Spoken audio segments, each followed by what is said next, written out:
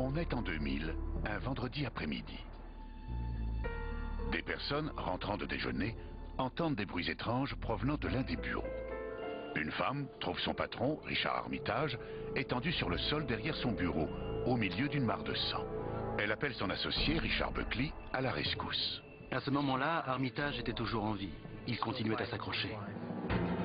Elle a couru vers le téléphone pour appeler les urgences et a entendu des claquements comme si quelqu'un tapait dans ses mains. C'était M. Buckley qui essayait de ranimer M. Armitage. Armitage est conduit d'urgence à l'hôpital et transféré immédiatement en chirurgie. Son cerveau était touché, ça se présentait très mal. En fait, d'après les médecins, ce n'était plus qu'une question de temps. Tous ses enfants étaient là. Je me suis penchée au-dessus de lui et je lui ai dit, si tu veux partir, pars. Vous voyez, tu peux partir. Je l'ai laissé partir. Je l'ai laissé partir et cela m'a été très difficile. Armitage ne se réveillera pas. On savait qu'on allait avoir affaire à un homicide et que celui-ci ne serait pas simple à résoudre.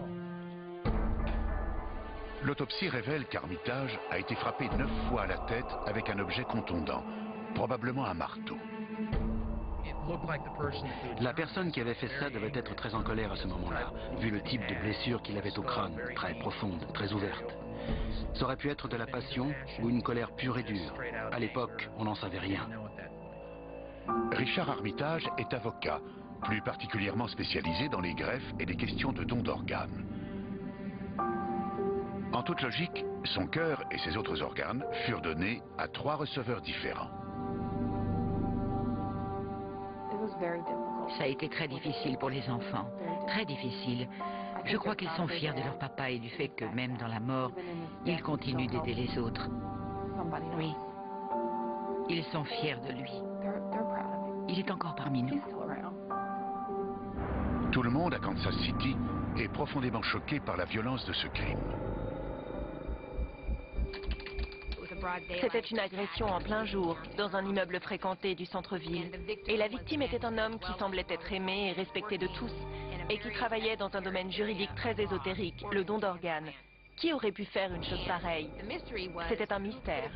Qui aurait pu se glisser dans l'immeuble et faire ça?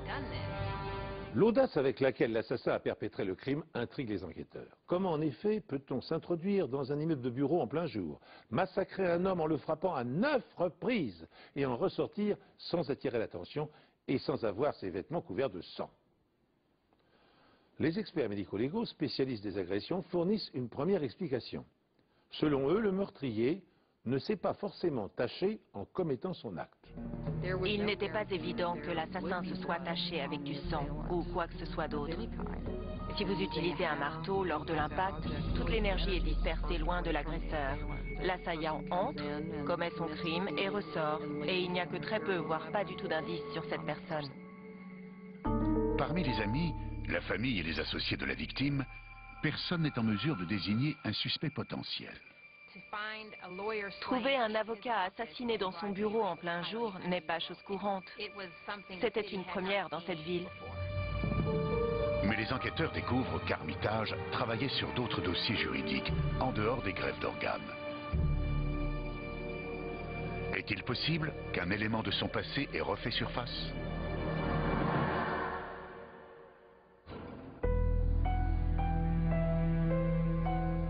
Richard Armitage n'a que 51 ans quand il est assassiné dans son bureau.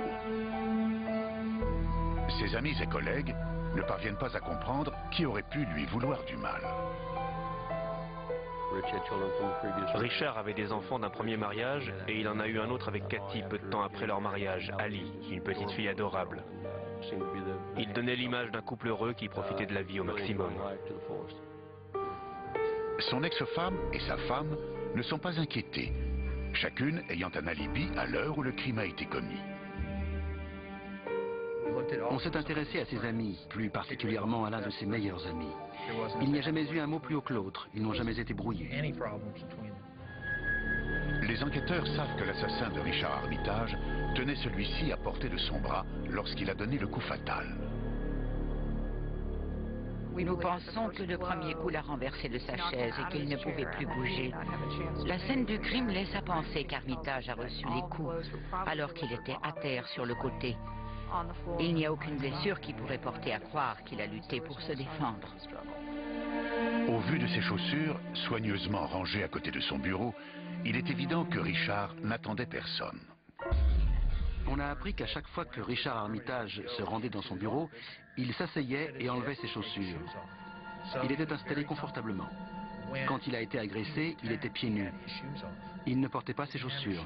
Il n'a pas bougé de son bureau. Il n'est allé nulle part. La disposition des éclaboussures de sang indique clairement qu'Armitage avait le dos tourné au début de l'agression. Il semblait confortablement installé à son bureau. Il était détendu, tranquille. D'après ce qu'on nous a dit, il était en train de commander du parfum pour sa femme à l'occasion de la fête des mères. Apparemment, il a été complètement pris au dépourvu par son agresseur. La police vérifie son agenda professionnel. Aucun rendez-vous n'était prévu ce jour-là. La liste des appels téléphoniques révèle qu'Armitage a passé son dernier appel à 14h08. Sa secrétaire et son associé ont découvert son corps à 14h30. Quand la police arrive sur les lieux, le sang a commencé à coaguler, ce qui signifie que le meurtre s'est produit aux alentours de 14h. Il est resté étendu là pendant un certain temps. Normalement, un individu en bonne santé qui ne prend pas d'anticoagulant commence à coaguler entre 3 et 15 minutes après le saignement. L'associé d'Armitage, Richard Buckley, déclare qu'il était en train de déjeuner à ce moment-là, tout comme sa secrétaire. Et personne d'autre n'était présent dans le bureau. Les 3 seules personnes présentes dans le cabinet étaient Richard Buckley, Richard Armitage et la secrétaire. Il n'y a qu'un seul bureau à cet étage. C'est un étage très vaste et le reste était complètement vide. Ils ne savaient pas si c'était quelqu'un qui venait de l'extérieur, s'il s'agissait d'un ancien client mécontent ou si c'était une affaire privée. En plus de ses dossiers sur les dons d'organes, Armitage procédait également à des recouvrements de créances. Le recouvrement de créances peut avoir très mauvaise réputation, mais il effectuait des recouvrements pour des dentistes, des médecins et des immeubles locatifs. En cas de non-paiement, Armitage envoyait des documents juridiques aux personnes débitrices de ses clients. Cette procédure déclenchait parfois des animosités. Un nom est ressorti, celui d'une personne qui avait été particulièrement versatile au téléphone, qui semblait l'avoir agressé et même menacé une ou 2 fois. Les archives du cabinet révèlent qu'il s'agit d'un certain Lou Campbell. On a commencé les recherches et on a fini par le localiser. On a obtenu un mandat pour fouiller sa maison dans laquelle on a trouvé une chemise tachée de sang ainsi qu'un pantalon également taché. Du coup, on s'est dit, c'est notre homme. Les vêtements sont envoyés pour une analyse ADN, mais le sang est celui de Campbell et non celui de Richard Armitage, ce qui ne l'exclut pas nécessairement de la liste des suspects. Il n'est pas impossible que l'agresseur n'ait eu aucune tache de sang sur lui. On en revient aux lois de la physique qui s'appliquent aux coups portés sur un objet ensanglanté. Si on utilise un marteau pour frapper un objet, l'énergie se disperse loin de l'agresseur. Bien que l'origine du sang retrouvé sur une de ses chemises ne soit pas celui d'Armitage, Lou Campbell est un suspect non négligeable. Mis en demeure de payer ses factures, harcelé par des lettres de relance, a-t-il mis ses menaces à exécution en se vengeant de l'avocat? Pour savoir s'il a pénétré dans le hall de l'immeuble, les enquêteurs visionnent les vidéos de sécurité enregistrées le jour du crime. Une surprise de taille les attend. À défaut de Campbell, c'est Richard Buckley, l'associé de Richard Armitage, qui apparaît sur la bande. Et Buckley regagne son bureau à une heure différente de celle qu'il a indiquée aux policiers. Il nous avait déclaré être parti déjeuner aux alentours de 13h50. Sur l'enregistrement, on le voit partir à 14h06, si je me souviens bien. Et on a remarqué qu'il portait un attaché-caisse. L'explication de Buckley est simple. Il s'est trompé sur l'heure à laquelle il est parti déjeuner. Mais la police réalise que cette différence d'heure signifie que Buckley et Armitage sont restés seuls dans le cabinet pendant environ 5 minutes avant que Buckley ne parte déjeuner. Cela lui a-t-il laissé le temps d'agresser M. Armitage? Oui. Commettre son crime et de tenter de se disculper? Oui. Buckley se défend d'avoir une quelconque implication dans le meurtre. Et la police ne trouve ni trace de sang, ni rien de suspect dans son attaché-caisse. Buckley déclare qu'Armitage était au téléphone lorsqu'il est parti déjeuner. Il dit avoir traversé le hall, être allé dans un fast-food, puis avoir effectué quelques achats dans un magasin de bureautique. Le reçu montre qu'il était là-bas à 14h22. Buckley prétend ensuite être retourné au bureau, avoir fumé une cigarette dehors et avoir retrouvé la secrétaire. Ils sont ensuite remontés ensemble au bureau aux alentours de 14h30. C'est là qu'ils ont découvert le corps de Richard. Sa version des faits semble concorder, d'autant plus que la police se souvient l'avoir rencontré quelques minutes après la découverte du corps. Quand nous avons vu Buckley pour la première fois, il n'avait pas de traces de sang, il n'avait pas l'air de s'être battu. Rien dans son apparence ne suggérait quoi que ce soit. Mais en fouillant le passé de Buckley, la police met à jour des éléments troublants. Au sein du cabinet, Armitage s'occupait des dossiers de greffe d'organes avec succès. En revanche, Buckley se chargeait des affaires civiles avec beaucoup moins de brio. Richard Buckley était un très mauvais avocat. Il dépensait beaucoup d'argent pour les témoins. Il dépensait beaucoup en choses inutiles et superflues. Et ensuite, quand il allait au tribunal, il était tout bonnement incapable de gagner un procès. Les livres de comptes révèlent que Buckley s'est endetté à hauteur d'1/4 million de dollars. Richard m'avait parlé des dettes de Buckley. Il déshabillait Pierre pour habiller Paul. Il empruntait 10 000 $ pour se rendre dans le Colorado faire une déposition et il perdait le procès. Il investissait de l'argent dans un tas d'affaires qu'il perdait toujours. Mais Armitage n'était plus d'accord pour éponger les dettes de Buckley. Selon son comptable, il songeait à dissoudre la société. Ce qui aurait laissé Richard Buckley sans aucun revenu. En outre, en tant qu'associé d'Armitage, il bénéficiait d'une assurance vie d'une valeur de 150 000 $ dans l'éventualité du décès d'Armitage. Le mobile idéal pour un meurtre. Malgré l'absence de taches sur les vêtements de Buckley, les enquêteurs envoient sa chemise, son jean et ses baskets au laboratoire médico-légal pour analyse. Les experts du laboratoire sont prompts à déceler un indice quasi invisible à l'œil nu. J'ai été sidérée quand j'ai pris la chemise. C'est le premier vêtement que j'ai examiné. Et j'ai tout de suite vu des impacts de sang projetés à grande vitesse. Il n'y en avait pas beaucoup, mais on les voyait parfaitement. Ces impacts projetés à grande vitesse ne peuvent être créés que quand la personne qui porte les vêtements est proche d'une source de sang frappée avec puissance.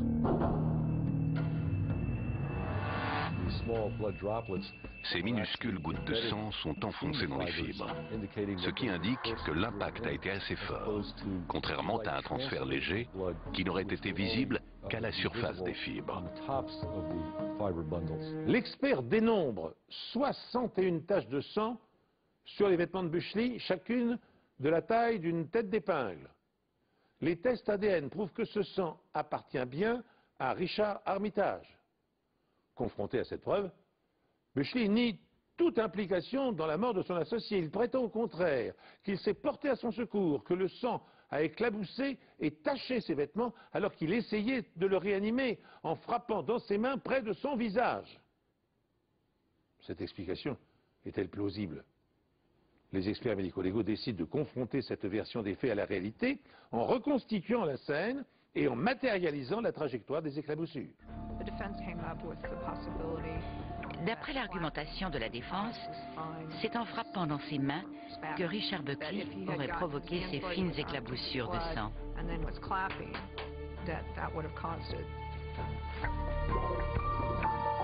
Pour mettre cette théorie à l'épreuve, les experts médico-légaux tentent l'expérience. Tout d'abord, une personne jouant le rôle de Richard Buckley se met à genoux, comme il l'aurait été près du corps d'Armitage. À la place du sang, ils utilisent des ficelles pour montrer où le sang aurait été projeté si Buckley avait tapé dans ses mains. On a suivi le chemin des ficelles pour voir quelles étaient les zones exposées qui auraient pu être tachées de sang. Et on a comparé le résultat aux zones effectivement tachées. Instantanément, l'expérience démontre que le sang présent sur les mains de Buckley n'aurait pas pu provoquer les éclaboussures à l'endroit où elles ont été découvertes.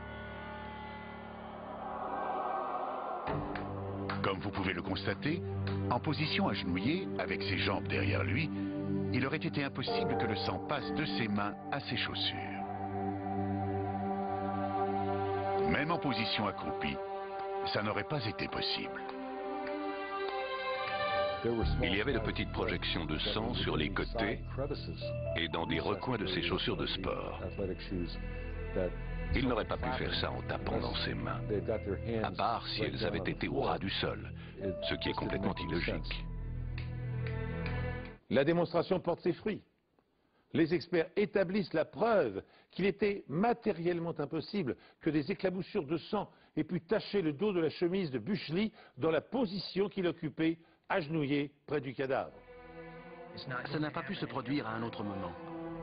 Ça n'a pas pu arriver quand il l'a traîné loin du bureau, ni quand il a essayé de le ranimer.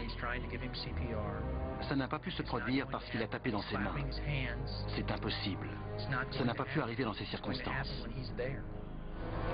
Seul, un objet dégoulinant de sang et balancé par-dessus son épaule aurait pu causer de telles éclaboussures sur le dos de sa chemise, dirigée vers le bas.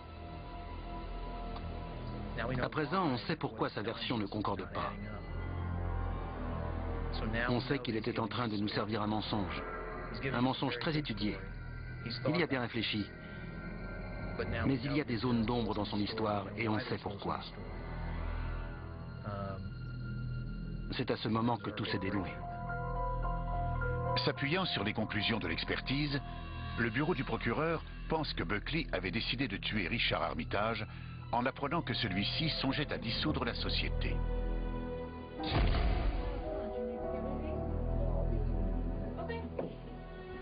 Selon lui, Buckley aurait apporté l'arme sur son lieu de travail, dissimulée dans son attaché-caisse. Après le départ de la secrétaire et l'appel téléphonique d'Armitage à 14h01, Buckley entre dans le bureau de son associé et le frappe à mort. Les coups répétés entraînent des éclaboussures sur sa chemise et ses chaussures, mais surtout sur le dos de sa chemise. Des éclaboussures quasi invisibles à l'œil nu. Il remet l'arme dans son attaché-caisse, probablement dans un sac pour empêcher le sang de se répandre, et quitte le bureau pour la faire disparaître. Les caméras de surveillance montrent qu'il a quitté l'immeuble à 14h06. La police pense qu'il s'est débarrassé de l'arme du crime et s'est constitué un alibi en achetant des fournitures de bureau à 14h22.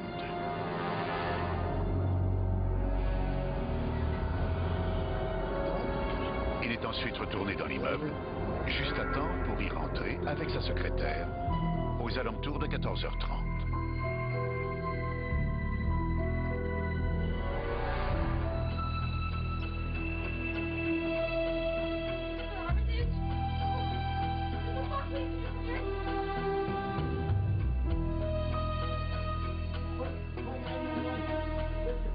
Mais avant de commencer la réanimation, Buckley frappe dans ses mains suffisamment fort pour être entendu de la secrétaire, prétendant qu'il cherche à obtenir une réaction.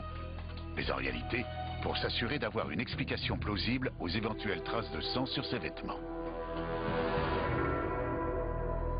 Quand on a connaissance de l'analyse médico-légale, de la direction des éclaboussures, de leur taille et de leur forme, etc., on voit bien que son histoire ne cadre pas avec les indices révélés par l'expertise. Et l'expertise médico-légale est un fait. Il n'y a pas de contestation possible. Richard Buckley est reconnu coupable d'homicide volontaire et condamné à la réclusion à perpétuité, sans possibilité de conditionnel. Le plus triste pour lui, c'est qu'il était motivé par l'appât du gain et la jalousie. Comme je lui ai dit, ce que tu as fait à mes enfants et à ma famille ne pourra jamais être réparé. Jamais. Le mal est fait.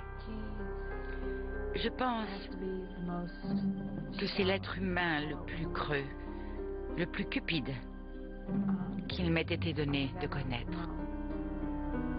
Une affaire étrange, un suspect improbable, mais une condamnation indiscutable. Je n'ai pas tué Richard Armitage. Je pense que le volcan intérieur de Richard Buckley s'est réveillé et que Richard Armitage en a subi les brûlures. Peu importe le mal qu'on se donne, on ne peut pas vaincre les preuves physiques. La plupart du temps, on n'a pas conscience qu'elles existent. Lui ne s'en était pas rendu compte et il n'avait pas vu les taches de sang sur ses vêtements. Et c'est ce qu'il a perdu. Bien que Richard Buckley ait toujours nié être l'assassin de son associé, arguant qu'il lui était matériellement impossible de lui asséner 9 coups de marteau en quelques minutes, d'envelopper et de cacher l'arme du crime dans sa serviette, de se composer une attitude et de dégringoler les 13 étages de l'immeuble, l'enquête médico-légale a démontré le contraire. Quant au mobile, Buckley l'a offert à la police en encaissant la totalité des chèques des clients d'Armitage aussitôt après sa mort et en remboursant ainsi une infime partie de sa dette qui s'élevait à 340 000 $. C'est sur cette histoire que s'achève cette émission. Merci de l'avoir suivi et de nous rester fidèles. J'aurai le plaisir de vous retrouver très bientôt sur cette antenne pour de nouvelles enquêtes impossibles.